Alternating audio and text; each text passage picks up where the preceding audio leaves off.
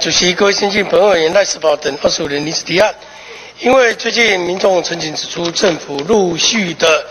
调降奶粉、水果、玉米等关税，稳定国内的物价，但是它的减税利益并没有反映到售价上，反而让业者保重食囊，而且还调涨价格。例如，奶粉从去年起，在婴幼儿类及成人类的价格有轮番上涨的趋势，涨幅分别高达6.8%跟20.8%。